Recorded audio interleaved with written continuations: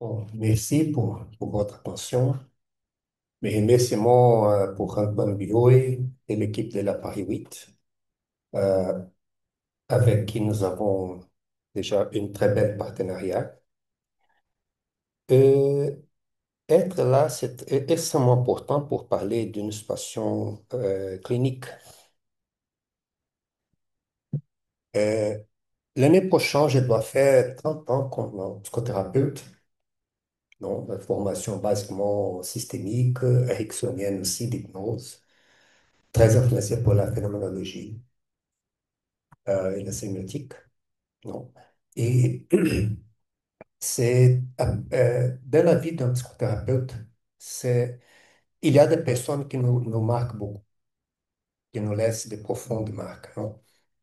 Et je trouve que tous les thérapeutes ont de clients qui deviennent d'une certaine manière un partenaire de ces voyages, qui nous aident beaucoup à construire cette rôle, non?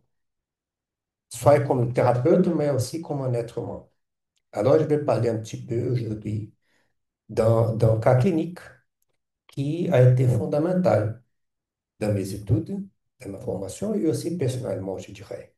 Hein.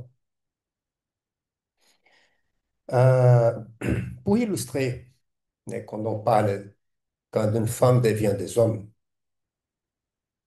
euh, je vais parler un petit peu des situations drôles qui ont impliqué cette personne. Non? Un jour, une grande partie de ses travaux étaient faits chez elle. Non? Et je vais expliquer après pourquoi. Elle était incorporée par un esprit masculin et quelqu'un le téléphone a appelé un coup de fil. Et simplement, elle commençait à parler comme c'était le mari d'Isadora, qui n'existe pas. Bon. Et a acheminé le message à la personne pour une certaine situation pratique. À l'autre jour, la personne l'a appelé et dit, ah, Isadora, j'ai parlé hier avec ton mari et je ne savais pas que tu étais mariée. Il était très gentil, mais il n'a su comment m'expliquer ce point ici. Bon. Une autre situation, je me rappelle de quelqu'un que lui demandait des conseils. C'était déjà la fin de ce processus. Et elle simplement a dit, écoute, si tu montres toutes tes armes maintenant, les autres vont savoir. Alors, il ne faut pas s'exprimer totalement. Non. Tu dois pas et attendre la réponse de l'autre. C'était comme si aurait lu l'art de la guerre de Sun Tzu. Bon. Et d'autres situations que je vais parler encore un petit peu. Elle parlait avec un homme qui avait de l'impuissance, mais c'était une gestualité, une manière de parler qui était très typiquement masculine. Non. Avec qui les mecs se sentaient très à l'aise. L'écran, j'ai oublié de partager l'écran Ah, à la distance. Mais on voit, mais eux ne voient pas ok. le partage d'écran.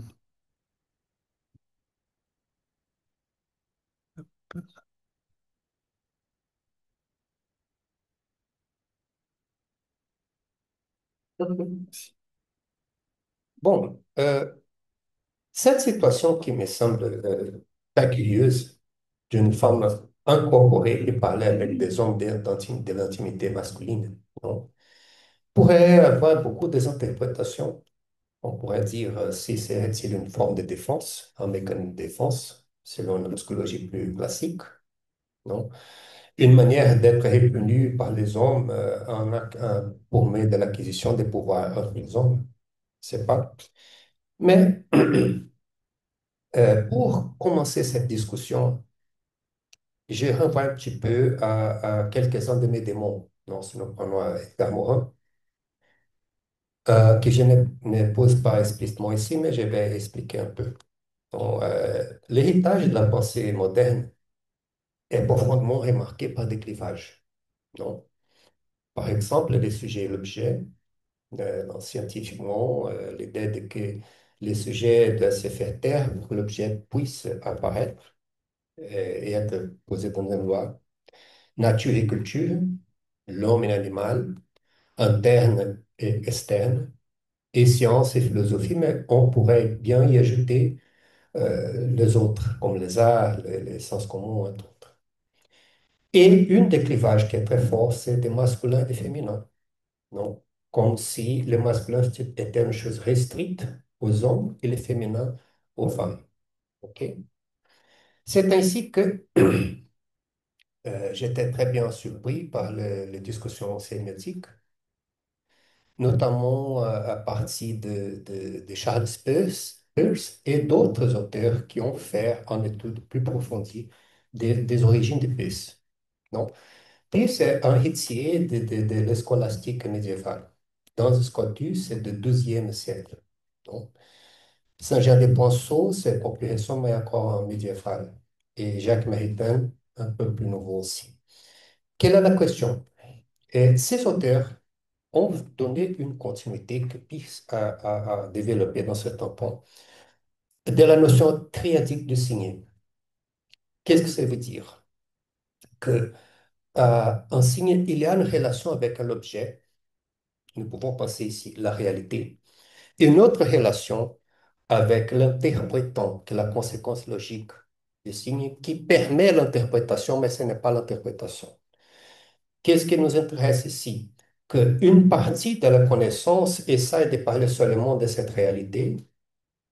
Ce n'est pas si commun penser avec les interprétations, l'idée de pas, de fait. Et l'autre partie de la connaissance est très est fixée dans l'interprétation sans considérer l'ontologie. Et c'est un problème que cette discussion sémiotique essaie de résoudre, au moins en plan logique. Et qui de peu en peu elle arrive, par exemple, à dimensions comme la biologie et la culture. La discussion sémétique est très avancée à partir de ces auteurs, à de certaines dimensions.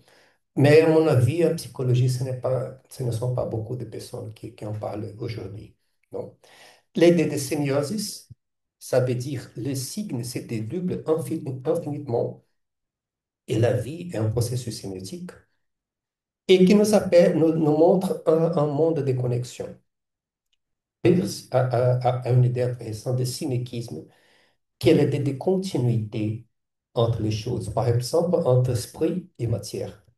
Ça ne veut pas dire qu'ils sont la même chose, ce n'est pas une mesmité, mais il s'agit d'une continuité. Bon, avec ces idées initiales, donc, l'idée de ens reale et ens extensa, ça veut dire la réalité et la cognition ensemble, nous pouvons commencer à parler de Isadora. Et c'est un peu des cas qui a commencé en 2008 et a été s'est dédoublé jusqu'à 2015 en tant que une thérapie, une hypnothérapie. Et après cela, elle est devenue collaboratrice de notre projet, de notre groupe de recherche. OK? Isadora, euh, elle est arrivée dans une situation de crise, je dirais, sérieuse. Bon. Euh, on va montrer ici beaucoup de la cuisine. Non, c'est que je risque à perdre l'enchantement mais quand on montre la cuisine. Que, en général, les restos montrent seulement les plats. Hein. Et la cuisine a beaucoup de choses qui ne sont pas toujours très bonnes de se voir. Et que la chose était comme ça. J'ai fréquenté, j'allais fréquemment à un centre spiritiste. Et là-bas, une psychanalyste, un ami prochaine, m'a demandé de voir Isadora. Elle a simplement dit, écoute, les cas me semblent sérieux, mais je n'ai pas un agenda pour la recevoir. Je voudrais savoir si tu peux la recevoir. OK, je l'ai reçue. C'était une femme forte dans ses attitudes, très décidée. Et la première elle m'a vu, elle m'a regardé profondément et dit, écoute, je suis Isadora, j'ai 57 ans et je ne veux que te demander une chose, pas de jugement. Je ne veux pas de toi être jugé. OK. Et dans ces moments, il y a une chose intéressante qui arrive beaucoup à la clinique, que tu sens quelque chose que tu ne peux pas poser un mot, non? J'ai simplement dit, faites beaucoup d'attention pour voir, pour sentir ces mots, non? Et j'étais impacté parce que c'était quelqu'un qui commençait à parler une histoire, casser l'histoire, un ensemble d'histoires. Une personne qui mélangeait des mots, une personne qui avait une extrême difficulté de s'orienter à la rue, l'avenue publique, hein, et quelqu'un qui avait développé, en raison d'un divorce traumatique, une phobie sociale très intense. Elle disait une chose curieuse que quand elle était en face de quelqu'un, c'était comme la voix de personne arrivait d'une manière très forte contre elle. Elle pouvait le sentir physiquement. Bon. Et cela le faisait douleur et faisait euh, développer une crise. Non?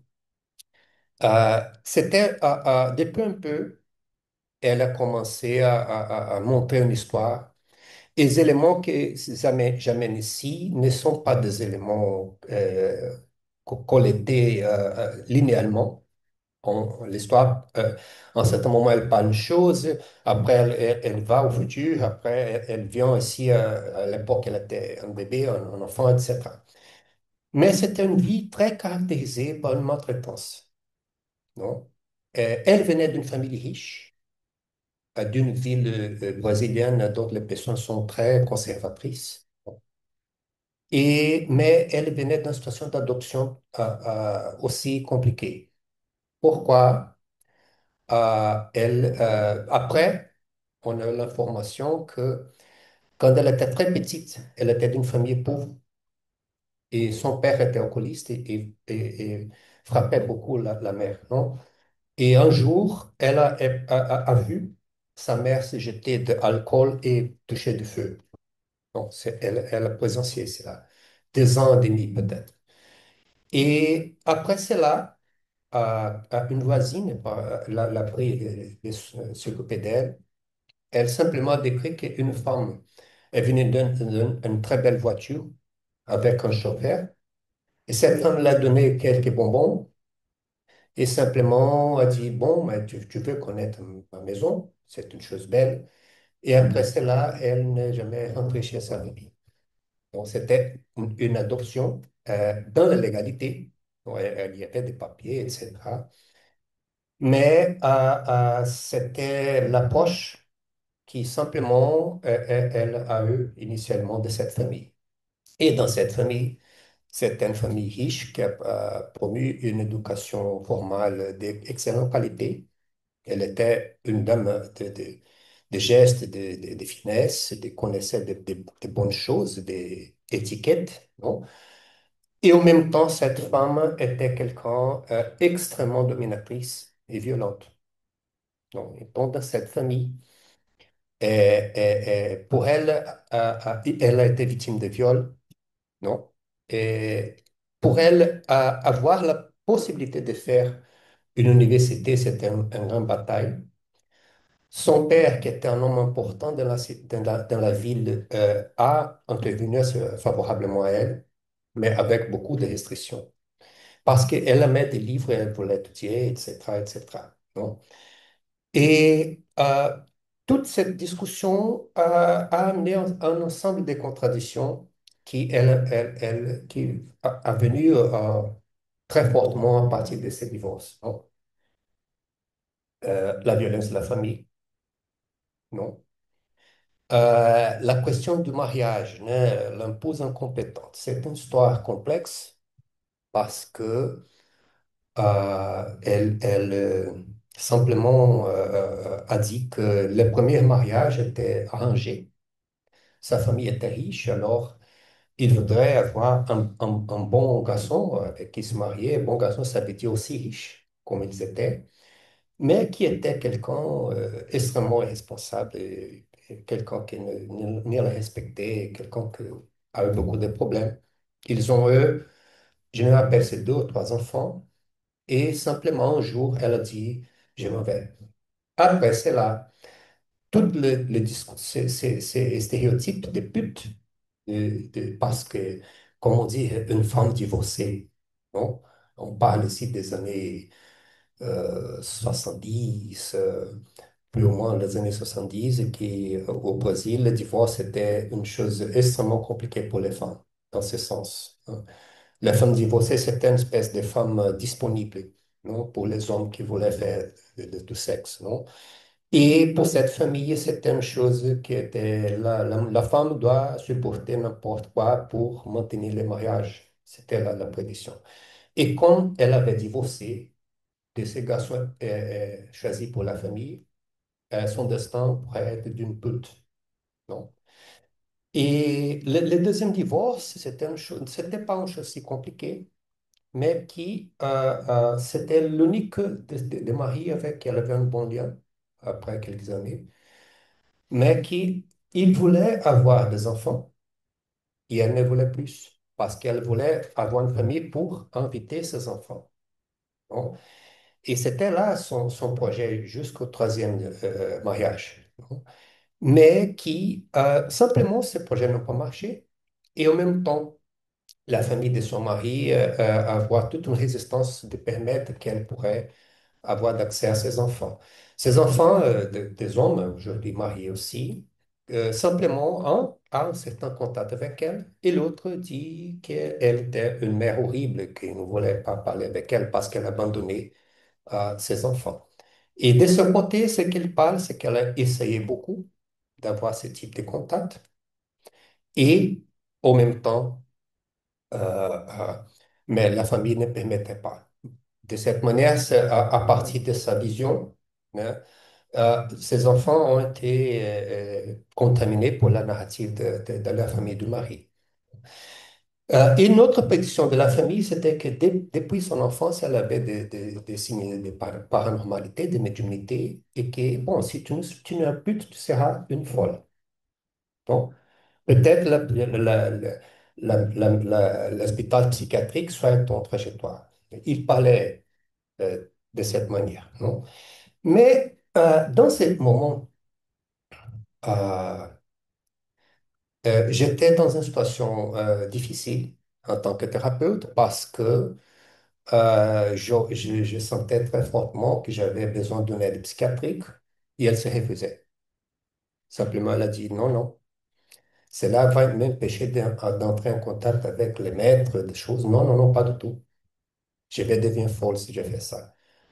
Et je lui ai demandé alors quel est le type d'assurance, de garantie que tu peux me donner de que tu ne seras pas dans une situation plus compliquée.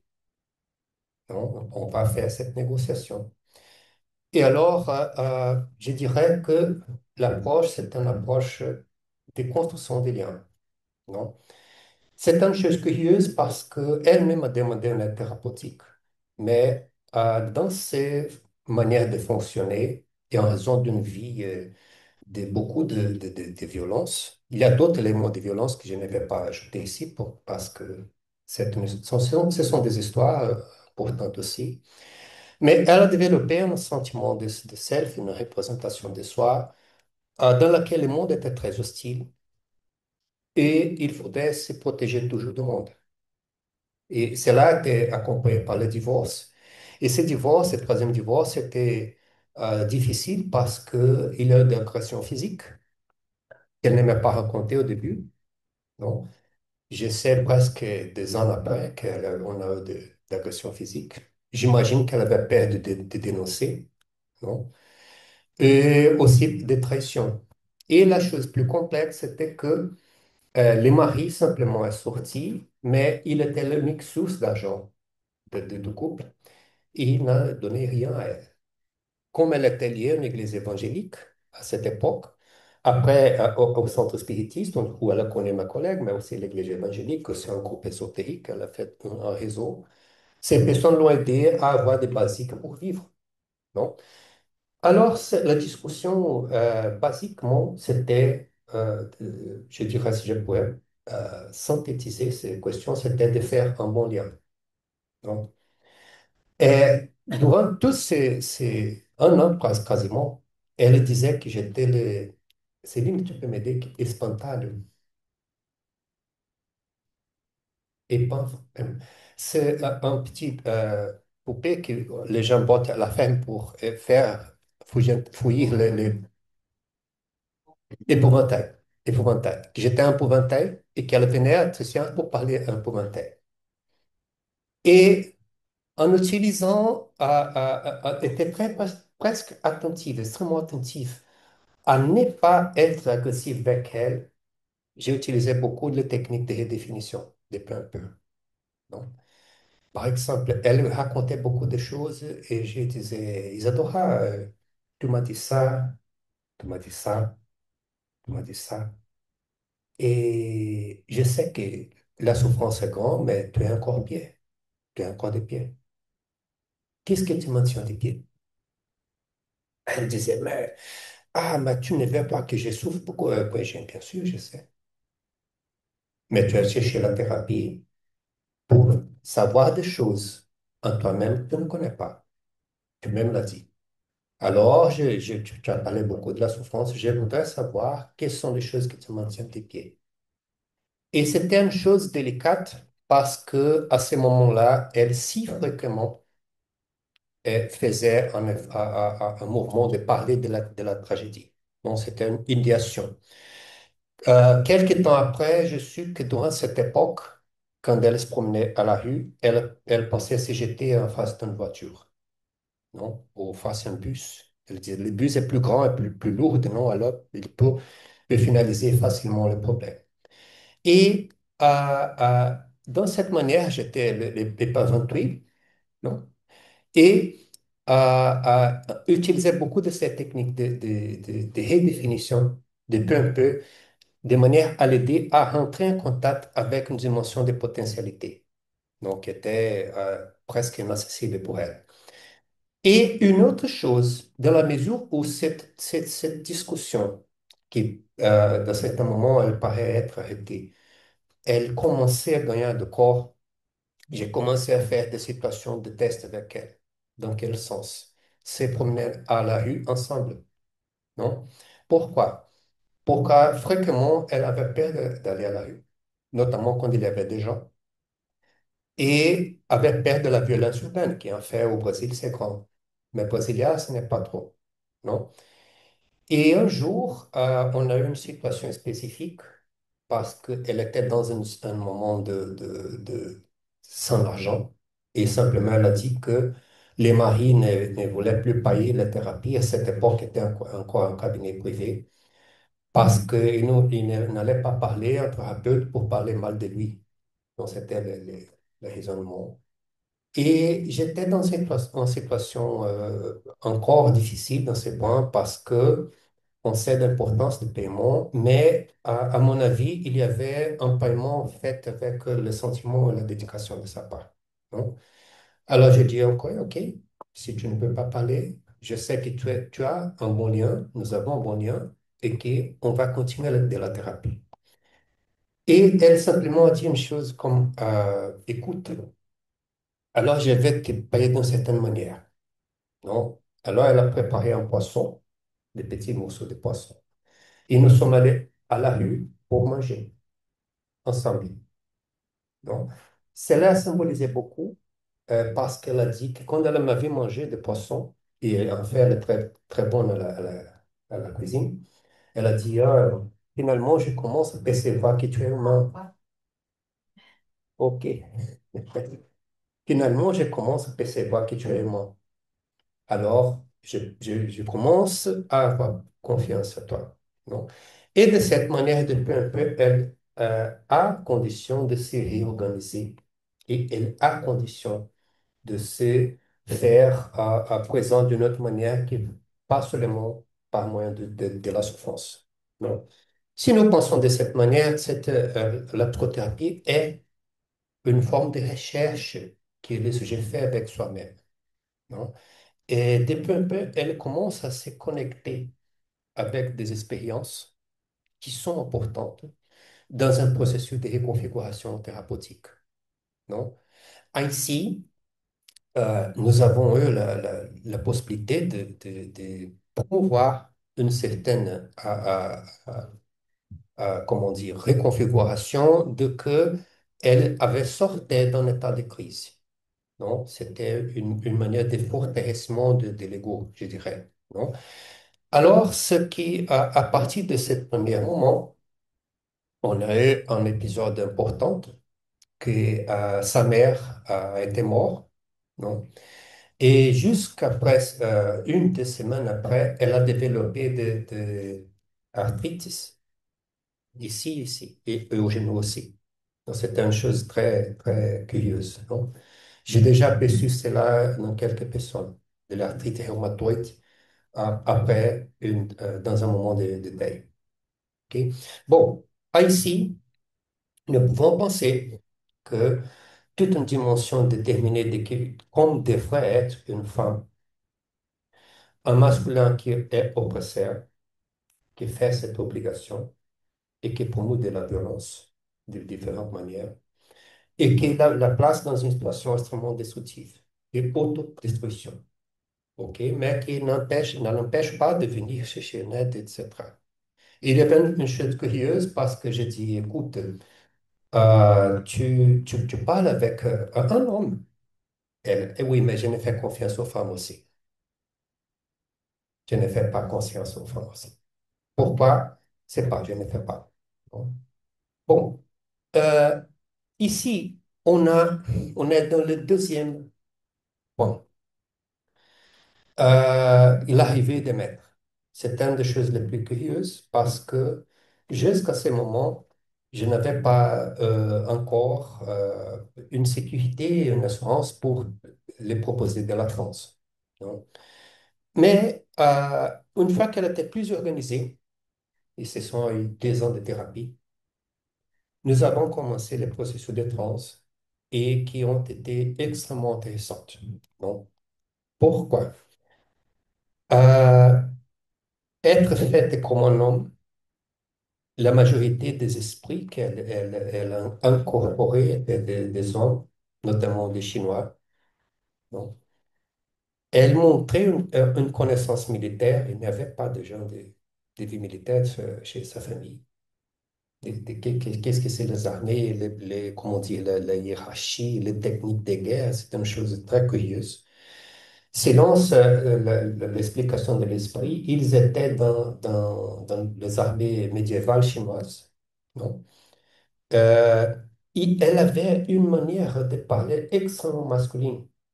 Par exemple, une femme, quand elle est assise dans une chaise, les jambes sont ensemble, non? Les gestes sont plus doux, etc. Quand elle était incorporée, elle ouvrit la jambe et parlait comme ça, et parlait de gros mots, et parlait un langage vulgaire quand il sentait qu'il était nécessaire, et d'une forme extrêmement pertinente, non?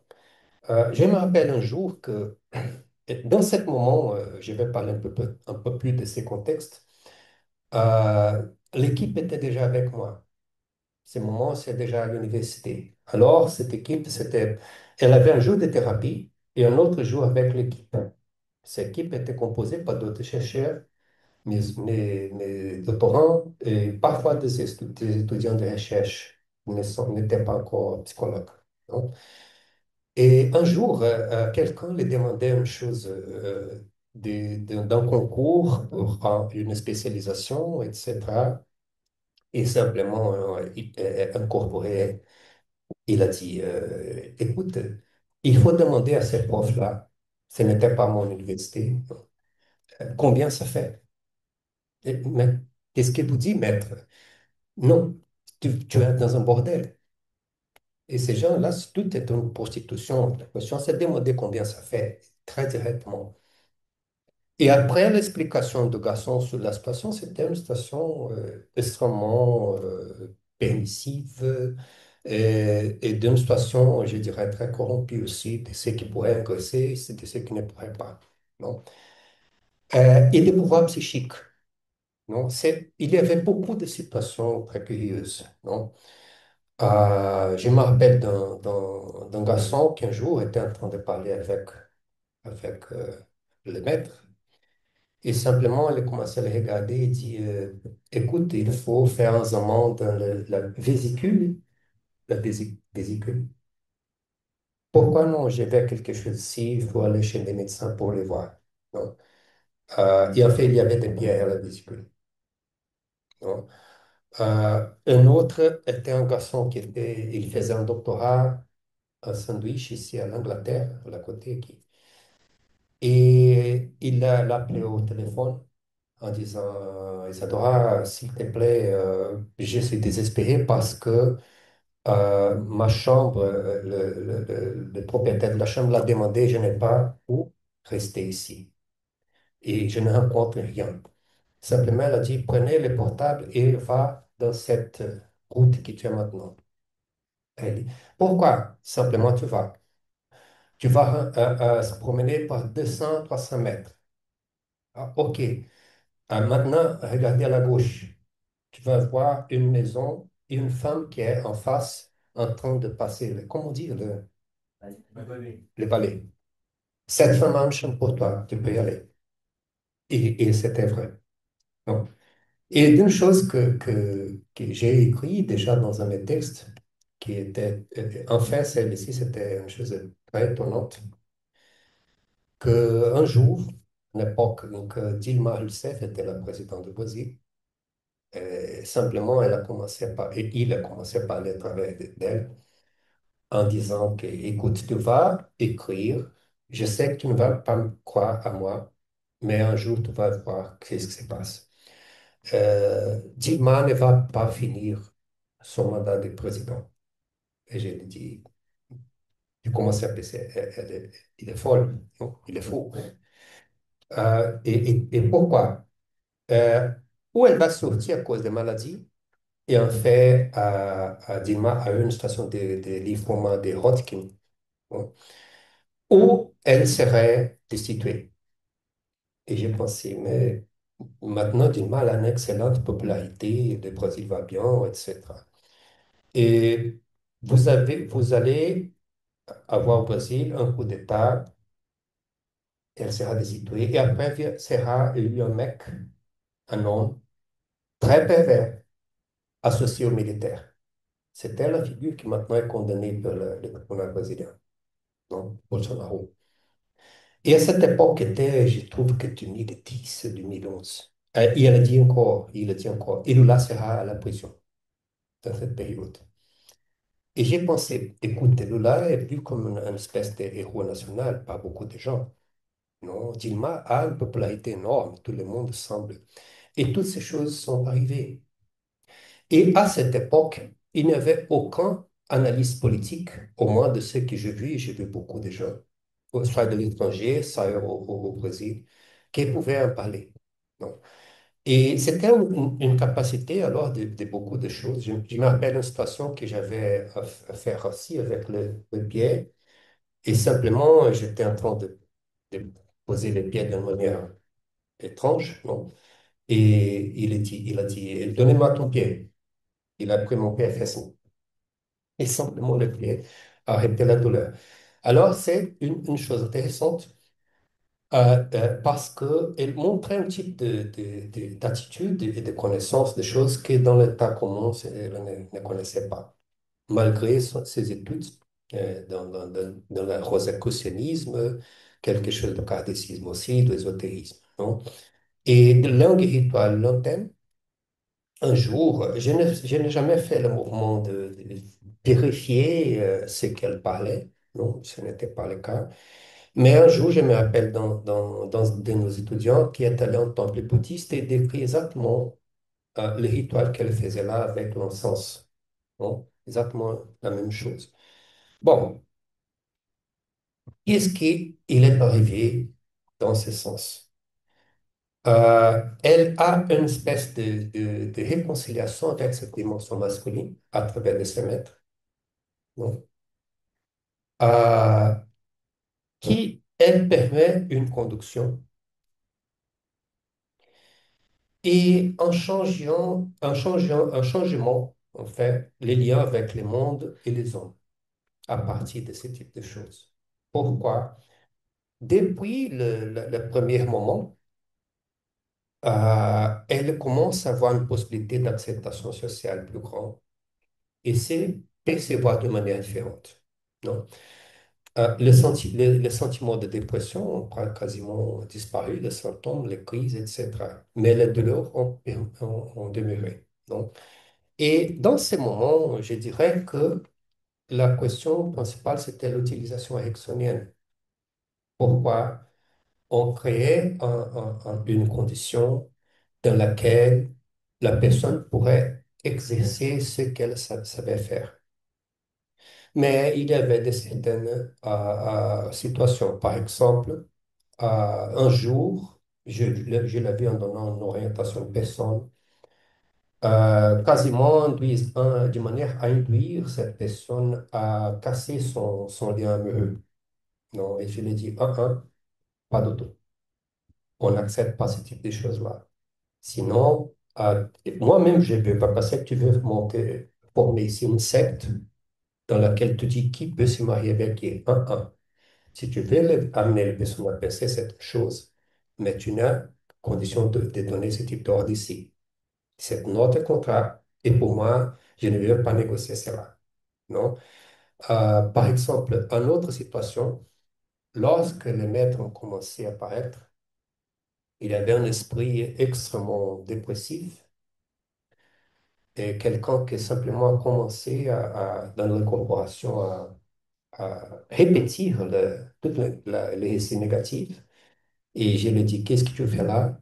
Il simplement, non, je pense simplement parler avec quelqu'un. Et j'ai dit, non, pas du tout.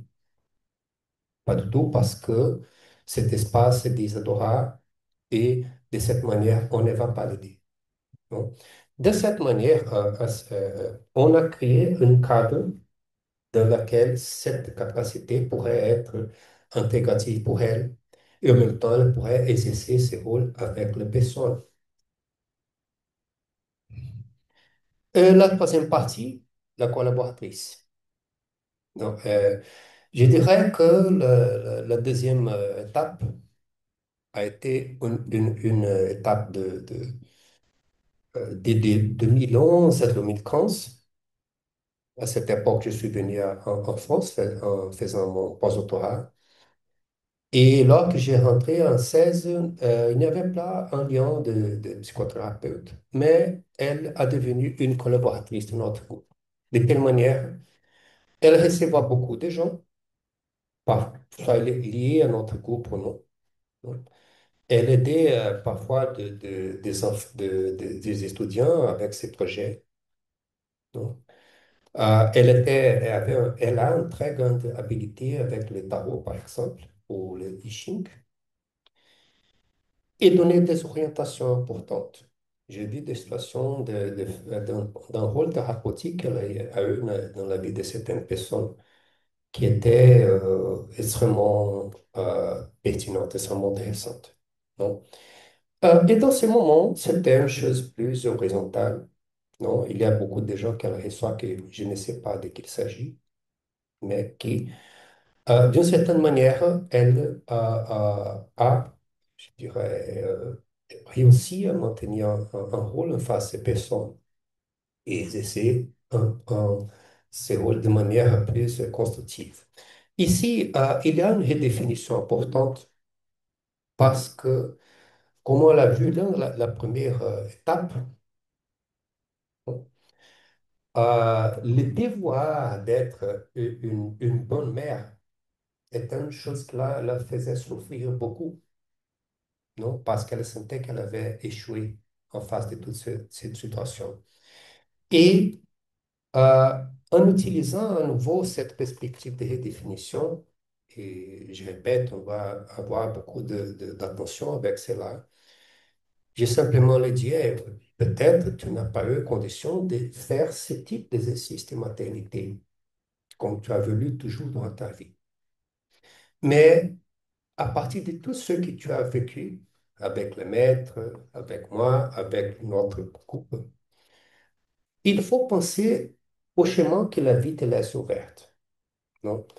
Et de cette manière, elle commencé à reprendre, non, des liens anciens et même des liens actuels dans laquelle elle exerçait un papier de guide, un rôle de guide, de conduire les personnes. Par exemple, à l'époque de son troisième mariage, elle a eu une organisation non gouvernementale et qui, malheureusement, n'a pas eu une grande continuité, mais ce qu'elle sait, c'était dans une région rurale de Brasilia, et très pauvre, des enfants très pauvres. Il n'a pas travaillé avec beaucoup des enfants et des familles, mais ce qu'elle connaissait, cinq de ses enfants étaient déjà dans l'université, en faisant des cours de médecine, de droit, d'ingénierie, de santé, non? Et c'était la remplit beaucoup, l'a fait très bien, non? Et de cette manière, elle sentait que sa vie pourrait être définie à partir de cette performance, de ce rôle spirituel. Alors, quand on parle de cette discussion, si nous reprenons le début de ce que nous avons dit, nous avons initialement un point que le masculin n'est pas une chose exclusive des hommes, ni le féminin une chose exclusive des femmes. Donc, cet exemple montre une réconciliation avec le masculin et je dirais aussi avec le féminin, parce que ce sens de maternité est encore très, très présent. Hein.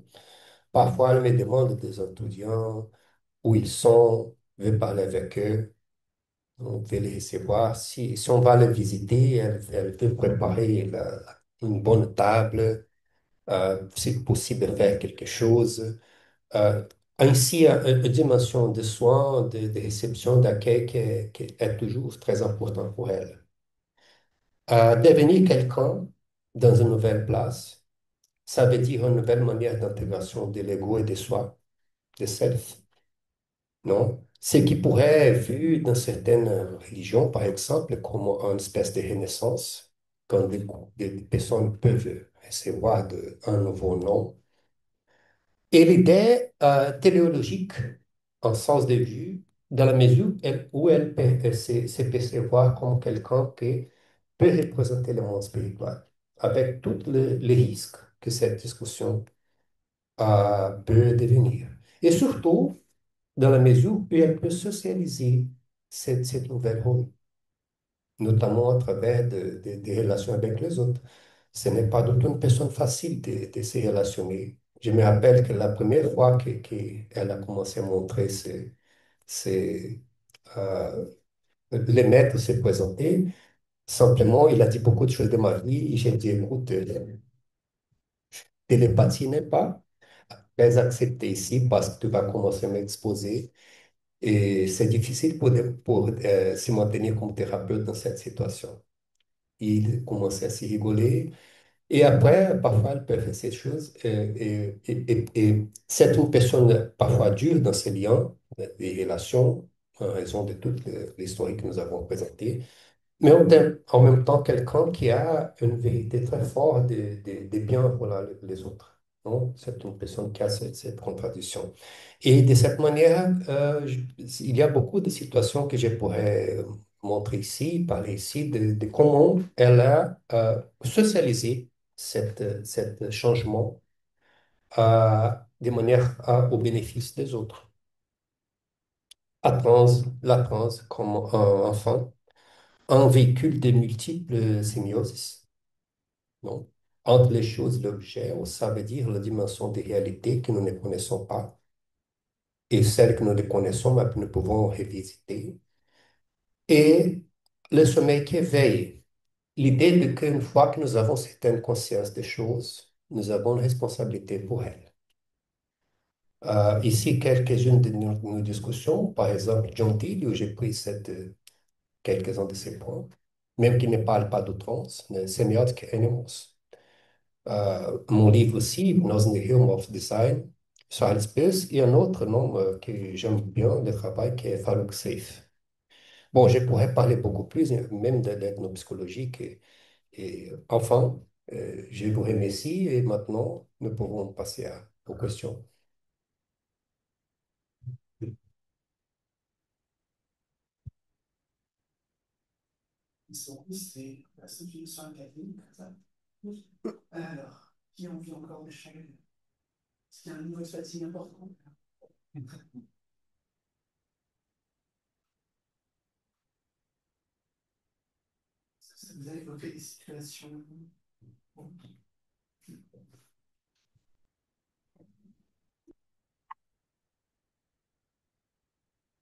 Mission pour cette situation.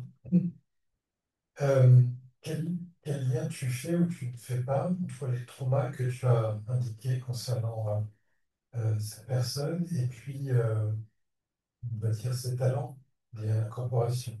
Est-ce que si tu fais les choses autrement, est-ce que s'il n'y avait pas eu ces situations que tu rapportais, tu dans la perspective que quelque chose aurait pu malgré tout s'exprimer, ou est-ce que pour toi il a une fonction ou un rôle particulier de ces épisodes traumatiques? Oui, je trouve que les situations traumatiques, par exemple des viols, par exemple les situations d'agression physique qu'elle a rapportées de ses mères, ont eu un rôle important, soit d'un point de vue psychologique, soit si nous pensons à l'explication qui venait de machinerie spirituelle, non? Mais sans doute, une fois, il a rappelé une histoire que je lui ai demandé dans ce point, dans laquelle elle était très petite dans les bancs et sa mère interagissait avec elle et simplement passait les ongles dans son visage. Il a remarqué son visage, non? Et il disait qu'ils ont travaillé pour qu'elle n'avoie pas de la douleur. OK. Mais quelle est la question? À mon avis, la constante menace qu'elle vivait l'amenait aussi ou facilitait une capacité dissociative comme défense, sans doute, hein. Et cela, c'était une habilité qui l'amenait à d'autres choses, pas seulement la défense, mais d'autres manières de se relationner avec le monde psychique, avec les autres, hein.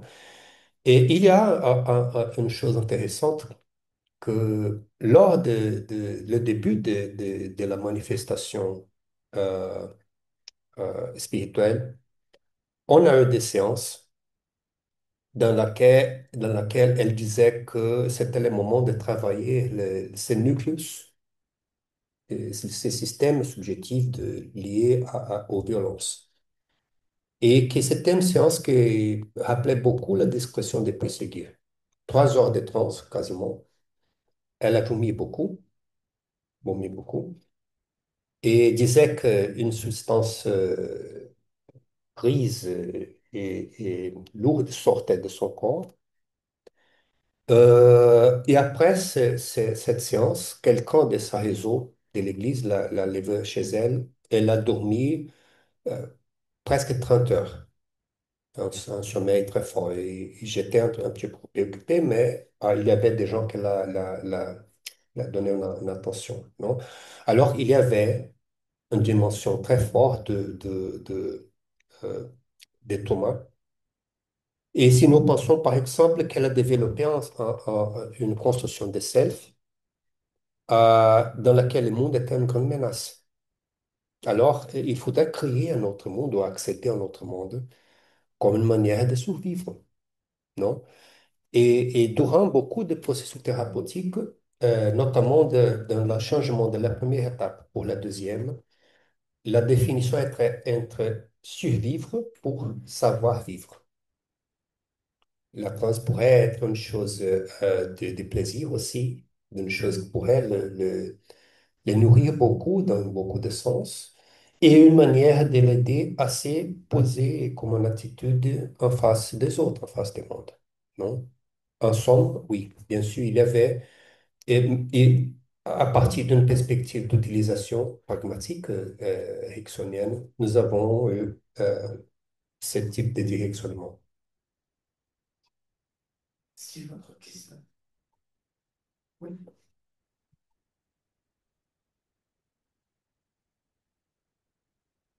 Merci beaucoup, c'est tellement passionnant. Euh, tu évoques une vision triadique qui vient de la sémiotique de Peirce et c'est présent aussi dans la présentation.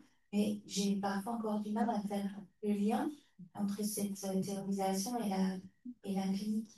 Même si je crois entendre que dans la transe, en fait, il y a comme un espace dans lequel des signes nouveaux arrivent, comme un autre espace où des cartes se rejouent et peuvent amener du nouveau. C'est ça que j'entends.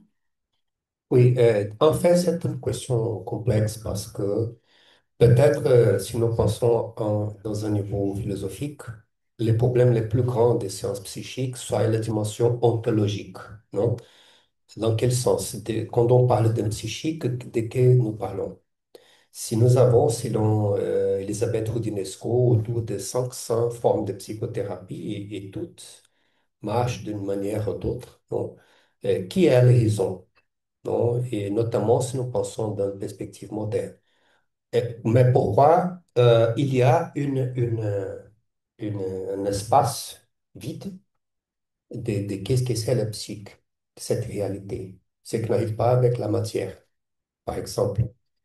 Et dans ce sens, nous avons l'ensemble des courants philosophiques qui ne se parlent pas. Par exemple, les gens qui parlent beaucoup de construction sociale, parfois s'oublient de donner des réalités. Par exemple, Kenneth Gergen de constructionnisme, il a parlé d'une chose qu'à mon avis, je suis tout à fait contraire et même dangereuse. Il disait que s'il était malade, il allait chez les médecins parce que culturellement, il préfère les médecins aux chamans. Et, écoute, mais les virus existent. Non, j'ai des collègues qui ont travaillé en Afrique, à Ritual qui avait le culture avec des facs. Et c'est une manière de transmettre les HIV, par exemple, les sida. Non? Alors, les virus existent. Il y a une dimension ontologique dans ces points. Non? Et nous avons vu le drame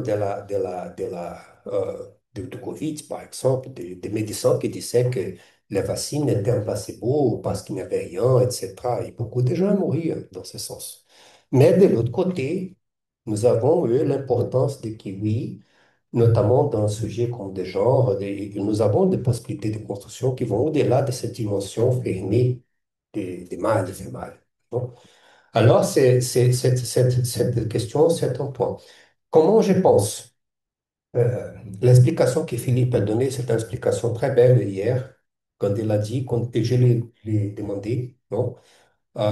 Comment la clarté avec qui il parlait de soi, il a dit qu'il faisait une espèce d'investigation comme s'il était dans une cave, non?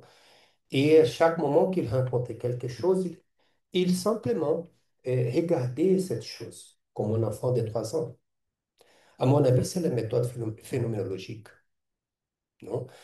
Et quand on parle d'une brusquerie de la transe, cette dimension autonome qui vient de la transe, nous avons aussi un autre type de réalité qui bouge, qui nous frappe d'une certaine manière, mais qui est aussi élusive. Alors, si nous pouvons penser que de certaines attitudes peuvent accéder à cette dimension d'objet des choses, même qu'ils soient encore dans un contexte plus fragile. L'ethnopsychologie nous aide beaucoup dans ce sens. OK?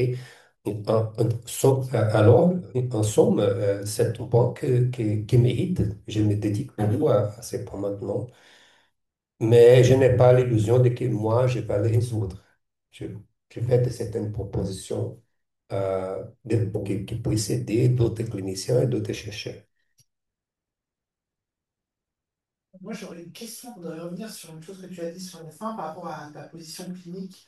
Quand tu dis que si ta patiente fait de la télépathie sur toi, tu ne peux plus être son thérapeute d'une certaine façon. Moi, ça m'interroge au sens où nous, thérapeutes, on est dans une position asymétrique où on doit lire l'autre. On a se supposer comprendre ce qui se passe pour elle. Mais finalement, là, je te dis, bah, ça va pas dans les deux sens. On ne peut pas avoir une analyse mutuelle, réciprocité.